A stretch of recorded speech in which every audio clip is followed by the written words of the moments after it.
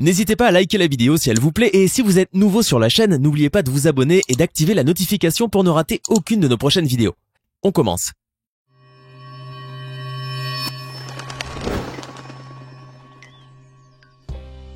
Un arbre qui brûle tout seul de l'intérieur, un autre qui se déplace sur des mètres ou encore des cadavres dans une forêt au Japon, installez-vous confortablement. Aujourd'hui, nous vous montrons ces choses qui devraient vous alarmer si vous les voyez dans une forêt. Vous vous trouvez au beau milieu de la jungle hondurienne, à 2 pas du Nicaragua, avec un ami, et vous voulez partir à l'aventure jouer les Indiana Jones afin de mettre la main sur les trésors que renfermerait l'héroïne aussi mystérieuse que controversée de la cité du dieu singe. Mais il faut croire que vous avez plutôt mal choisi votre destination puisque la Mosquitia est un endroit assez hostile. Pour résumer, vous trouverez une jungle brumeuse impénétrable à cause de sa végétation très dense. Elle est infestée de serpents redoutables, de féroces prédateurs comme les jaguars ou les pumas. Et si vous êtes du genre à craindre les piqûres de moustiques, je doute que vous soyez quelque peu dans l'inconfort, puisque cet endroit est également infesté d'insectes aussi dangereux que néfastes, dont le phlébotome. Une espèce de petite mouche capable d'inoculer d'une seule piqûre l'une des formes les plus graves de lèpre blanche. Une maladie qui dissout les chairs et dont on ne guérit pas, à moins qu'il y ait un miracle. Le pire, c'est que cet enfer terrestre a abrité à un certain temps, selon la légende amérindienne, les vestiges d'une grande civilisation aujourd'hui disparue, et notamment la cité du dieu singe, où aurait été érigée l'immense statue d'un singe. Ce fameux dieu était selon la légende un peu en colère, et donc tous ceux qui osaient s'aventurer sur la cité pour trouver les trésors qu'elle renferme étaient frappés par sa malédiction. Certains seraient morts là-bas et d'autres sont revenus bredouilles de leurs explorations. Vous risquez donc de sortir de cette jungle, peau et vêtements lacérés par ces végétations épineuses, peut-être même blessés ou piqués par les dangereuses espèces qui s'y trouvent, et sans n'avoir pu trouver de trésors. Je vois déjà que vous faites demi-tour et c'est une bien sage décision. De toutes les façons, vous n'avez rien à faire de ce trésor. Vous êtes dans la magnifique réserve de biosphère de Sumako dans l'Équateur. Vous avez certainement admiré les somptueux spots de la réserve qui abritent entre autres près de 500 espèces d'oiseaux, 51 espèces de mammifères, 64 espèces de reptiles, 6000 espèces végétales, parmi elles plusieurs fougères arborescentes vieilles de plusieurs siècles. Mais je suis sûr que vous êtes passé à côté de l'arbre le plus insolite de la Terre. Vous voulez savoir duquel il s'agit? Suivez-moi, vous ne serez pas déçus. Levez les yeux au ciel et admirez cette splendeur. Ici, au beau milieu de cette forêt vierge, vivent des arbres aussi insolites que merveilleux, les palmiers à pied. Aussi incroyable que cela puisse paraître, ces arbres ont la particularité de se déplacer à travers la forêt à mesure que la croissance de nouvelles racines les déplace progressivement sur environ 2 ou 3 cm par jour. L'explication scientifique est pourtant claire. Au fur et à mesure que le sol s'érode, l'arbre pousse de nouvelles racines longues qui trouvent un sol plus solide, pouvant aller parfois jusqu'à 20 mètres de distance. Ensuite, très lentement, tandis que les racines s'installent dans le nouveau sol et que l'arbre se penche vers les nouvelles racines, les anciennes s'élèvent dans les airs. Dit comme ça, vous pensez qu'il s'agit d'un processus rapide. Eh bien non, l'ensemble du processus de déplacement de l'arbre vers un endroit mieux ensoleillé et un sol plus solide peut s'étendre sur plusieurs années. Voyager pendant toute une journée pour arriver à Quito, faire 15 heures en bateau, voyager en mule et à pied sur des pentes et des routes boueuses, ça n'a clairement pas dû être facile. Mais le jeu en vaut la chandelle, n'est-ce pas? Je suis sûr que vous ne regretterez pas d'avoir fait tout cela pour arriver jusqu'à la réserve de Sumako et voir cette espèce d'arbre incroyable de vos propres yeux. Vous êtes tranquillement allongé sur l'herbe de votre pelouse de jardin quand soudain vous remarquez une colonie de petites fourmis grouillées près de vos pieds. Parmi elles, une fourmi à l'allure étrange a attiré votre attention. Vous vous approchez d'elle pour voir ce qu'elle a au juste et là, vous êtes choqué. Cette fourmi a l'air de souffrir le martyre. En réalité, c'est bien le cas. Elle souffre d'un champignon appelé le cordyceps. Ce parasite tueur arrive à prendre le contrôle de l'insecte jusqu'à le transformer en zombie. Ce champignon est aussi effrayant qu'il le laisse paraître et est peut-être même plus dangereux que vous ne pouvez le penser. Il a la capacité de s'installer sur l'insecte, de l'attaquer et de le transformer en zombie. Il prend possession de son hôte, le force à monter, à descendre, à bouger et à se déplacer là où il veut. Il peut même l'immobiliser en attendant qu'il rende l'âme. À ce stade-là, le champignon commence à se manifester en émergeant sous forme d'exosquelette de toutes les parties du cadavre de la fourmi. Le cordyceps n'infecte pas le cerveau de l'hôte qu'il attaque. Il prend sa possession, il contrôle ses faits et gestes en lui faisant perdre toute marge de manœuvre tout en le laissant bien conscient. Et c'est très machiavélique pour un petit champignon, vous ne trouvez pas? Pourquoi vous partez en courant? Vous avez pris peur? Vous avez peur d'être contaminé? Pas de panique, il a été démontré que ce champignon parasite ne peut pas infecter les humains. Bien au contraire, certains médecins préconisent son absorption sous forme de complément alimentaire à des fins sanitaires. Vous voilà plus informé sur ce champignon incroyable. Vous séjournez maintenant au Japon. à Yamanashi pour quelques jours et vous voulez visiter la fameuse forêt Aokigahara. Je vous préviens, vous y entrerez avec beaucoup d'enthousiasme, mais vous en sortirez avec plus de peur. Cette forêt qui s'étend sur quelques 35 km² à la base du mont Fuji cache des choses terribles. À première vue, vous verrez que s'offre devant vous une somptueuse mer d'arbres calmes, car aucune faune n'y vit.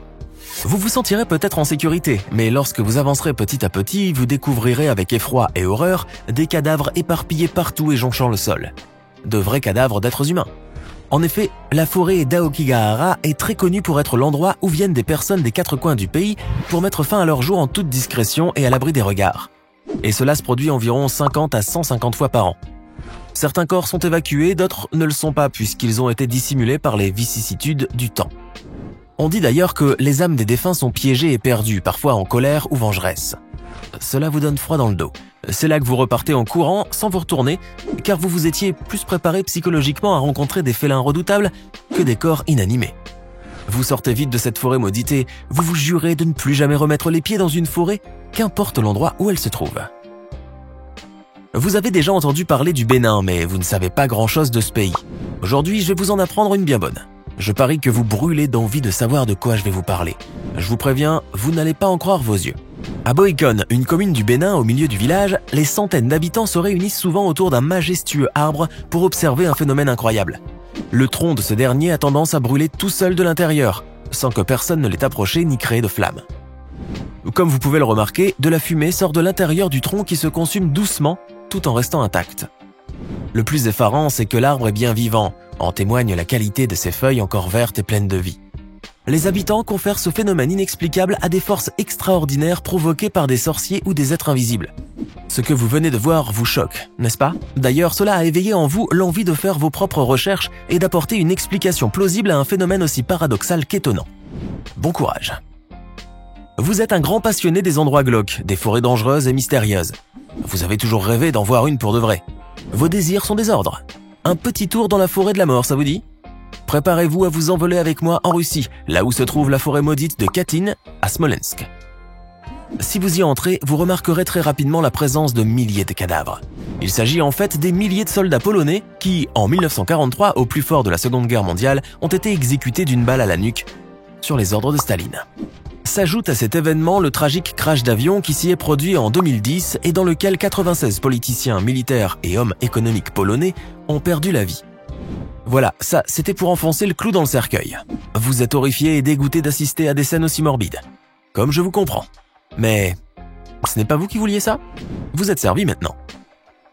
Vous êtes un grand passionné du Québec et de la culture québécoise. Vous avez toujours rêvé de visiter ce fabuleux pays et plus particulièrement cette magnifique forêt Sacré-Cœur, dont on vous a tellement parlé.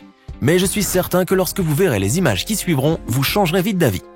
Car dans cette forêt du Québec, des vents éclatent si violemment qu'ils donnent l'impression que la Terre respire comme vous pouvez le voir sur ces images impressionnantes, lesquelles ont été filmées le 16 octobre 2018. Il se peut que vous voyez le sol se soulever sous vos pieds par intermittence, ce qui vous donnera l'impression qu'il respire. Mais nous avons bien dit impression, car cette curieuse manifestation n'est qu'une simple illusion d'optique. En effet, ce spectacle envoûtant est dû à des conditions météorologiques très singulières. Il se produit lorsqu'un épisode de pluie s'associe à une tempête de vent. Le sol à ce moment-là devient comme une éponge et il se sature d'eau, ce qui dilate les liens entre la terre et les racines de l'arbre. Sous la pression des vents qui soufflent au niveau de la cime des arbres, les racines fragiles vont faire soulever la terre et lui attribuer cet aspect qui n'est propre qu'aux êtres humains et animaux. Ce sera si impressionnant que vous aurez certainement très peur, mais vous aurez beaucoup de mal à prendre la fuite, puisque le sol se soulève sous vos pieds. Vous vous retrouverez très certainement piégé dans cette forêt. Alors, on a changé d'avis? Vous ne préférez pas plutôt des vacances en Corse chez mamie? Les Philippines sont un pays somptueux. Vous avez toujours rêvé d'y aller et ça tombe bien. Aujourd'hui, vous y avez mis les pieds pour la première fois. On vous a proposé de faire une petite balade avec un groupe de touristes, chose que vous avez acceptée sans hésitation.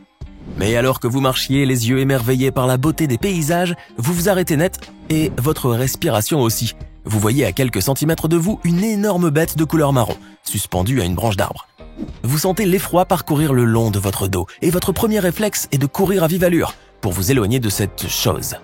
C'est là que la monitrice de l'expédition vous appelle et vous rassure. Il ne s'agit que d'une chauve-souris géante, ou communément appelée renard volant. Le renard volant des Philippines est également connu sous le nom de roussette à couronne dorée, et comme vous avez dû le remarquer, une espèce de chauve-souris très rare, qui vit principalement aux Philippines, particulièrement dans la forêt tropicale de Maitom. à l'extrême sud du pays. Cet animal vivant dans les grottes est capable de voler très haut.